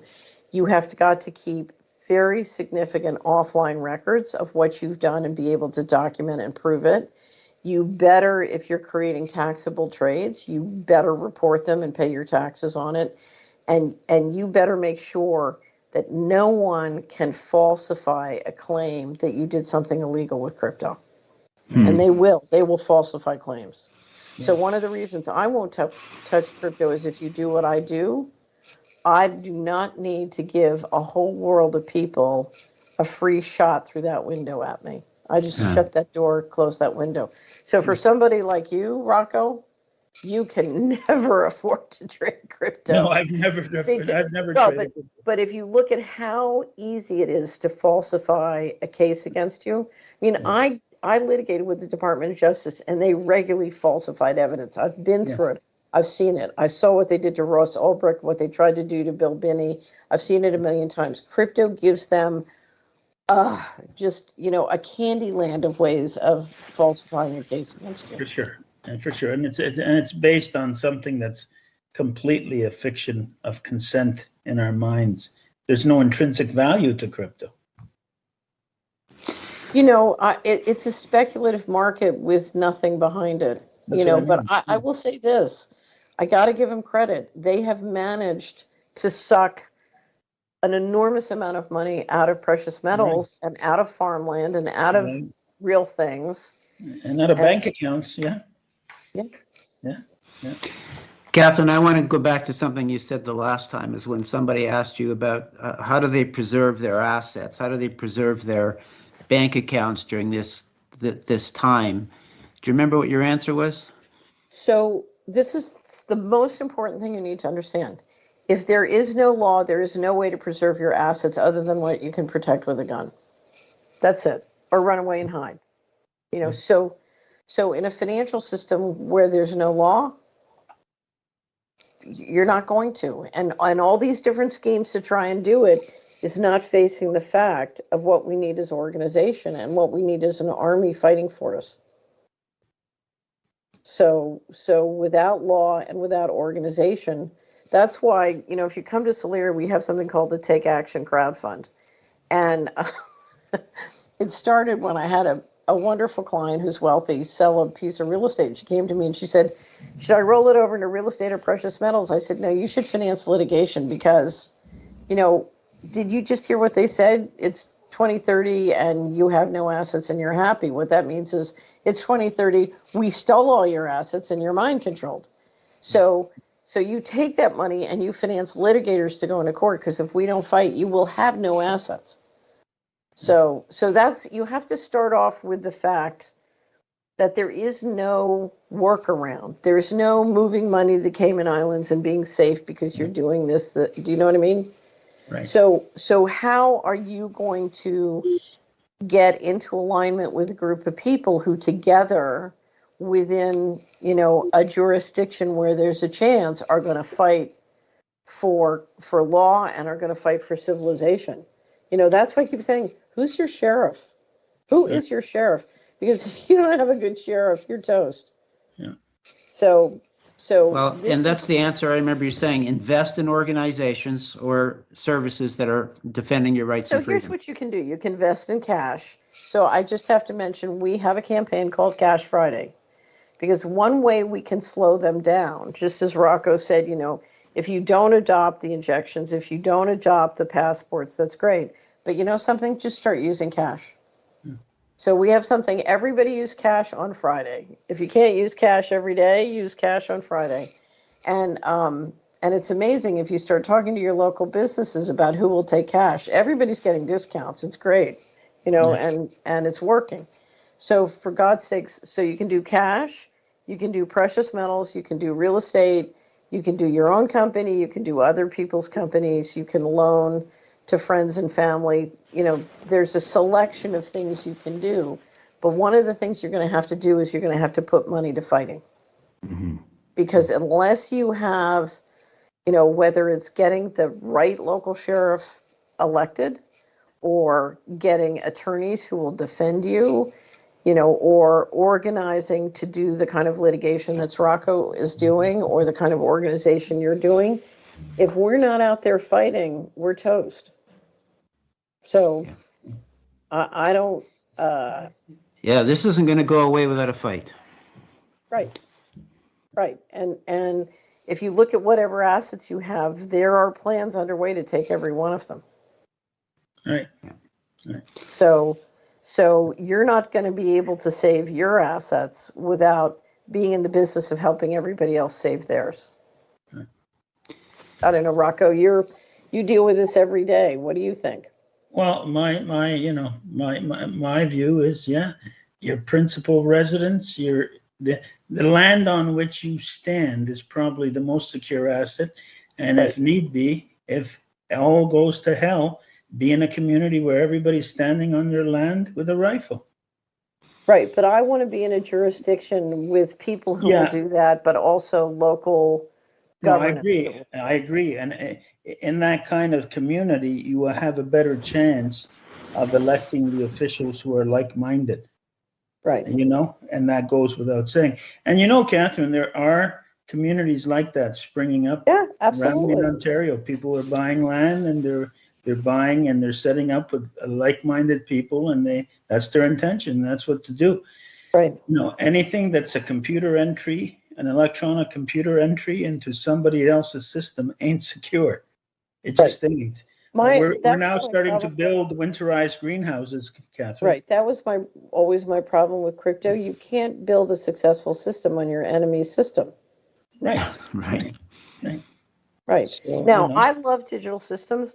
One of my favorite actions that I ever heard was from Bill Binney, who said we ought to get curriculum for encryption embedded into every homeschooling curriculum in the country. He said, if we teach all the kids how to do encryption and they're constantly changing and rolling around encryption systems locally, it'll drive them crazy and they'll never be able to deal with it. So I do think, the ideal equity and currency systems, because I don't think you can do a good community currency without dealing with the equities at the same time. So you have to circulate the equity and the currency. But, the ideal system is digital and physical. It's got to be both.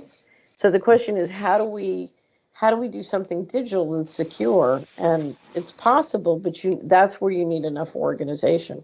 It's going to be the food, it's going to be the energy, it's going to be the shelter, and it's going to be the communications technology and the money. Right. Catherine, I want to just take a few minutes on the topic of gaslighting. You're an expert in that, or having survived it, because many of us that I have not survived it. I live with it. It's never over. It's never over. It's called life. It's unbelievable. It's funny when it happens to a new person who I help. I like to help people who are dealing with it, and it's so funny to see how upset they get the first time it happens. And yes, but it's never over. This is a field war. So could you talk about that? Because that's what's happened to those of us that are choosing to stand in our sovereignty. And unless we know how to stay strong, that gaslighting will beat us up and suck the energy right out of us. So could you talk about that a bit? Sure. So it's incredibly important. If you look at the existing systems which are centralizing power, they will do anything to protect their credibility. So let me give this to you in a financial context.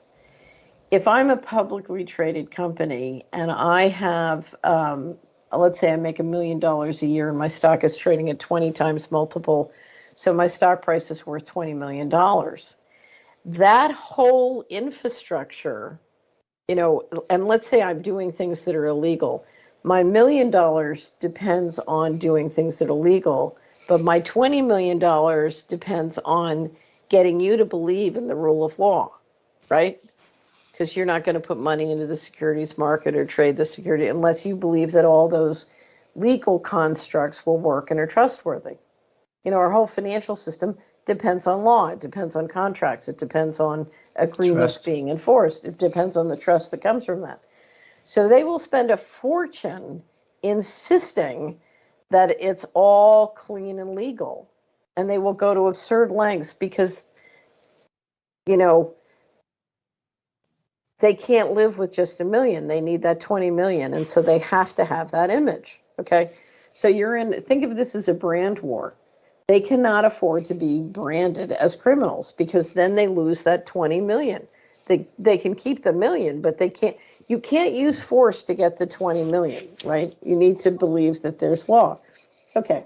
So it's a credibility game. And they have lots of telecommunications and media, but they also have entrainment. Okay. So they can throw a lot of money and firepower at protecting their brand. Okay.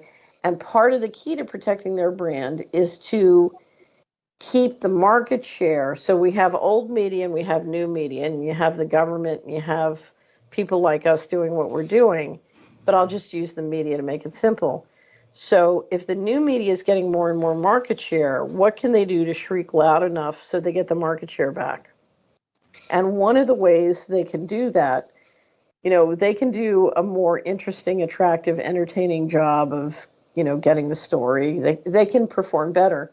But the other thing is they can destroy your credibility. They can make you look like somebody who, so part of the competition between the old media and the new media is, can they make you look like a failure? Okay. So for example, I started out litigating with the federal government, and they did a fishing expedition trying to find something wrong, and they couldn't find anything wrong. So then they decided, okay, let's try and go back to the administration and figure out, what she did wrong when she was working for us, because we control that. That failed. And as they went along, they falsified documentation because they couldn't find anything. So they said, okay, we'll just falsify an obstruction of justice case. Long story short, miracle happened. We got an affidavit that proved that they had broken the law and were, fiddling with documents and everything. We caught them off sides. That didn't work. This then went on, and they spent many, many years keeping us out of court. And finally, we went to court in 2004. And I had had the same lawyer, I think, at this point for 7 years, and I refused to settle. They canceled the trial 3 times on the eve, the night before the trial. You can imagine how expensive it is to prepare the case this many times. So finally, we go to court, and everybody's furious at me because I won't back down. And they keep poisoning me, and I keep saying, no, I want to go to court. So we walk into court, and the judge is furious, and because he knows it means he's going to have to rig it. And the other team comes in, and it turns out they have nothing. They have nothing. They have no evidence of any wrongdoing at all. And my attorney turns to me, white as a sheet, and he says, oh my God, they have absolutely nothing. I said, I've been telling you that for 7 years. That's why we had to go to trial, because you wouldn't believe me. And I said, now we've gone. Okay. Trial ends. I prove my point. They have nothing. I go back to Hickory Valley, Tennessee, and the next thing I get is the call. I've gotten this call many times, and it says, we have it on good information from higher than the White House. It's always higher than the White House.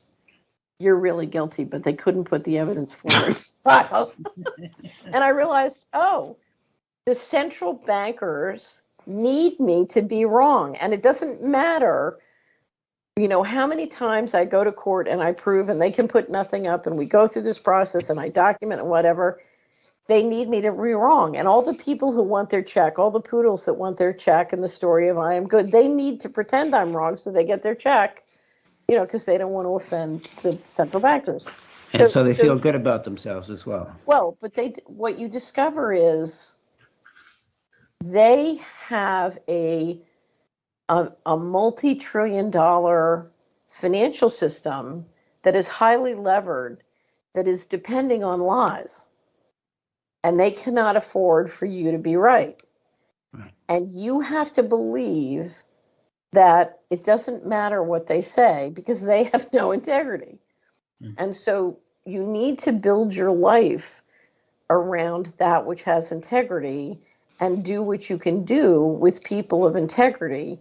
And what matters is what they think, because that's intelligence that can make you better, smarter.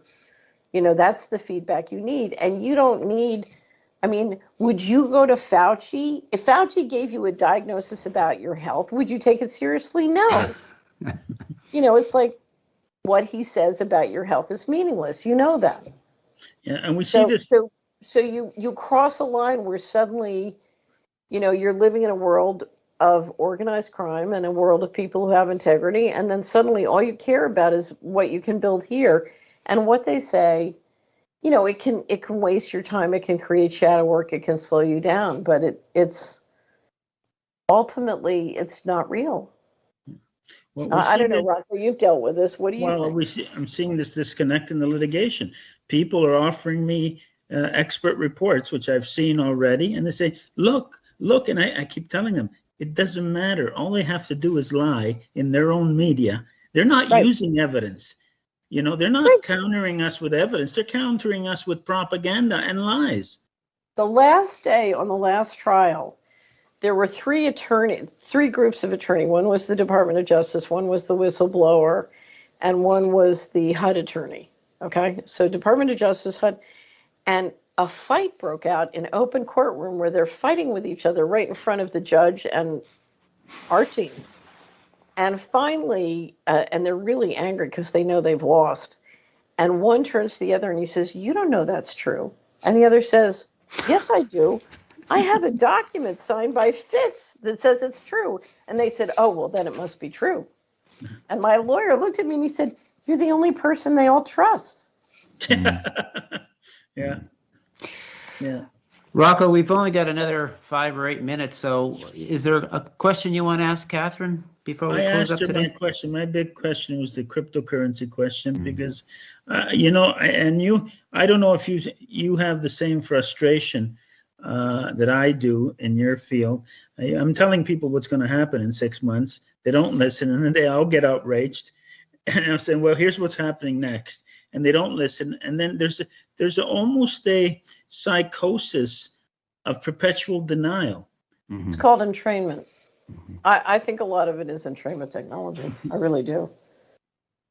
Can you just I'm say a sorry, little bit? Can you say a little bit more about that technology? So Catherine? again, go to Solari, put in mind control in the search box, and you'll pull up this collection of links on entrainment technology, supplemental programming.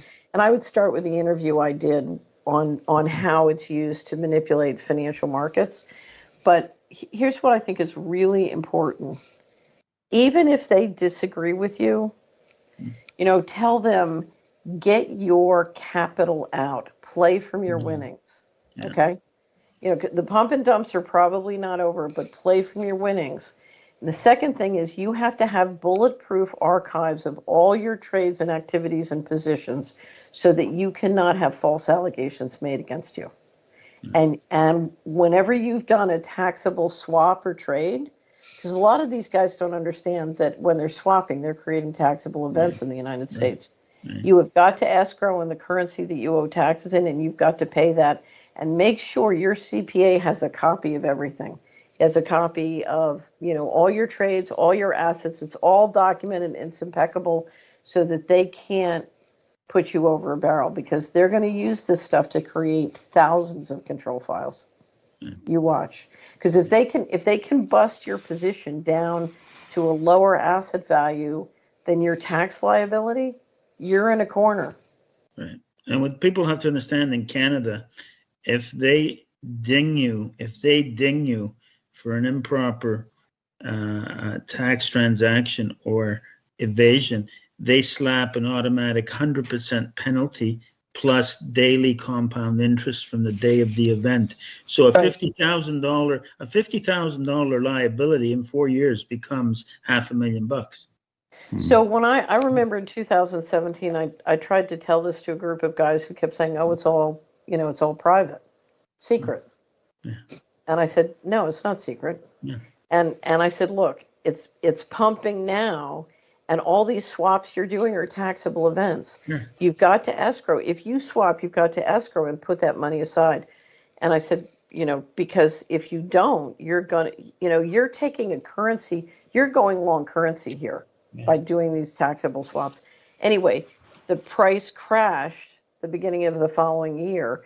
Their tax liabilities were more than their positions were worth at that point. Right. And then the IRS announced 10,000 auditors going after, Bitcoin. Every one of those guys, I'll bet you, has a control file or a big tax bill. Yeah. Well, they have to see Bitcoin trading no different from stock market trading. Right. Right. Right. So, Catherine, the last question I've got for you is I want to know who your heroes are. Who do you think is making a difference? Who? Every week we have a hero of the week on the Solari report, and every year we have a hero of the year. So if you just go to Solari and put in hero, you're gonna get a lot of folks. So, for example, the hero next week is the mayor of Hudson, Ohio. Do you know about this, Rocco? No. Oh, I love this guy. The some of the sex education curriculum in the United States, the parents describe, and I would describe as literally grooming sex slaves. I mean, it's bad. Anyway, so I haven't seen the material that was happening in this high school in Hudson, Ohio. The mayor goes to the school board meeting. He walks in and he sits down and he says, his name is Craig. I forget what his last name is. The commentary just went up on Solari yesterday. He says, I've met with the judge and I'm here to inform you that you can resign tonight from the school board. And if you don't resign, you will be charged with child pornography. Good for him. Good for him. Okay, now there's a man who knows how to use the law. Right. Right. Right. Right. So, you're not going to ask me about my heroes, Ted? Sure, I'll ask you, Rocco. Joe Pesci. Joe Pesci? Yeah. I love Joe Pesci. Say why? Say why? My favorite scene is The Good Shepherd. Yeah. Yeah. When With he De Niro, says, yeah. he says, so Good Shepherd is about Matt Damon plays the guy who runs operations for the CIA. He's running around the world bringing things. And Joe Pesci is a mobster in Miami. They're meeting. And Joe Pesci says, you know, us Italians, we have our family, we have our traditions. He said, the African American, the Irish, they have their, you know, their homeland. Even the black people, they have their music. He said, what do you people have? Meaning WASPs. He said, what do you have? And Damon looks at me and says, the United States of America. The rest of you are just visiting. Right. I remember seeing. Great scenes. Yeah. I mean, he's my hero because here's a guy who's shorter than me. And look what accomplishments he's had. You know, Ted, I'll leave everybody on this note. The most invisible, insidious form of unaddressed and unrecognized discrimination is how short men are treated. And that's a fact. There's only been 4 U.S. presidents and prime ministers under 6 foot in this continent. But the irony is that really short men with big brains, you know, 90% of our judges are under 5'8". Really? Yes. Wow. But smart, but you don't know that because they're all always perched up. They're sitting When down. you meet most judges, they're all short. The greatest jurists are Isn't short. that interesting? It's because they channel their intelligence into So a I'll tell you a field where little they secret. can actually influence, you know? I did a big study, went all over the country, and I looked at different geographies, different generations, different everything, trying to figure out how the control was engineered. And I came to the conclusion that the most important, you know, because everything is divide and conquer, divide and conquer, all the political tactics, divide and conquer. I came to the conclusion that if you could solve the divide and conquer of men and women, because that's the worst one, Right. if you could end and undo the divide and conquer of men and women, you could turn this whole thing around. Because that is their most successful control technique. And one of the things I learned being an investment advisor, so I used to be an investment advisor. I do screens now, but I don't do individual investment advisory, so I don't do it anymore. But one of the things I learned is you can trick with financial fraud, you can trick a man and you can trick a woman, but it is almost impossible to trick a man and woman who work together. Yeah, couple. Yeah. Catherine, what are your last words of wisdom for us that are in this battle? I think we can win. I think we can win, but it's going to take enormous courage and it's going to take enormous patience. So you've been doing this since 1996 at least, right? So it takes patience. Yeah. And you don't do it because you're going to win. You do it because it's the only thing worth doing. Right. You know, if you look at the, you're right, it's a fork in the road. If you look at the other road, it's not worth taking. No. You don't need to worry if you die on this road or you starve to death on this road. You will be living a free and inspired life. The other road is not worth taking. I don't care if you have to divorce your family. I don't care what you have to walk away from. It's not worth living. Right. Totally agree. Yeah. Come with us. We have more fun. Well, Catherine, I absolutely agree with you. This is an incredible path that we're on when we step onto this path of integrity Yeah. and asserting our sovereignty, our divinity, championing individual rights. That's the kind of world I want to create for my children and grandchildren. I want to make sure they have that kind of a world, not the one that they're building. And to die being on committed to that is a noble cause. What's better than that? I just want to add one thing because I'm the investment banker in the crowd, so I have to do this. I can't tell you how important it is that that the people listening support the vaccine board and support Rocco's litigation efforts. Mm-hmm. These, we have a world full of heroes, and they can, it's what Roger Penske once said: "Speed costs money. How fast do you want to go?" We have to put gas in their tank. So I would just ask if you've enjoyed this conversation. Do they know how to put gas in your tank? Mm-hmm. Yeah, okay. Write a check to Rocco Galati Constitutional Rights Center is a good place to start. And this is coming from, I thank you, Catherine. She's not an ambulance chaser.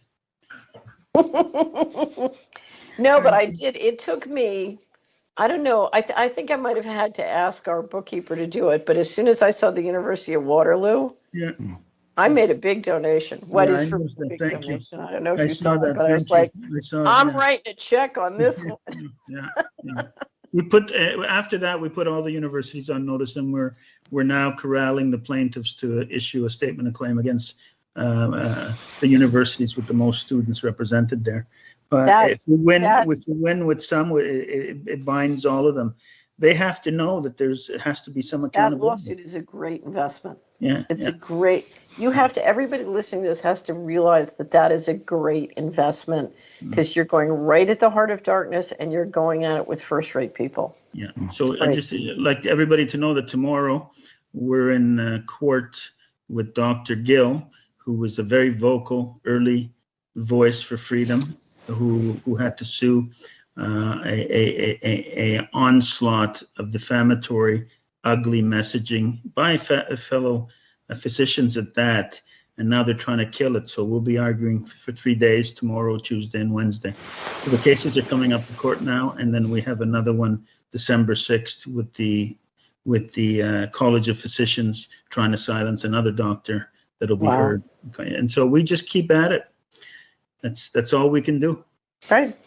Keep at it, inspire, coordinate, work together. Yep. Yeah. Catherine, nice seeing you again, Catherine. It's great seeing you, Rocco. God bless you. Yeah, Rocco. You haven't called me in a few days. What's going on? Catherine, this has been a fabulous conversation. I'm so grateful for how you bring the information forward in a way that we can understand it. And it's, it's not only at the physical level, like, dollars and cents, but you bring a spiritual component to it, which I think is so important for us to come through this. We need to recognize we're spiritual warriors in a spiritual war. Yeah, it's really a faith walk. Anyway, have a great evening, gentlemen. It's been a pleasure. Thank you for taking these 2 hours with us. If you find value in the kind of conversations that we have here at Vaccine Choice Canada, I invite you to support our work and our mission by becoming a member. Vaccine Choice Canada is Canada's oldest and most trusted vaccine risk awareness authority. A link to join Vaccine Choice Canada will be put into the chat room.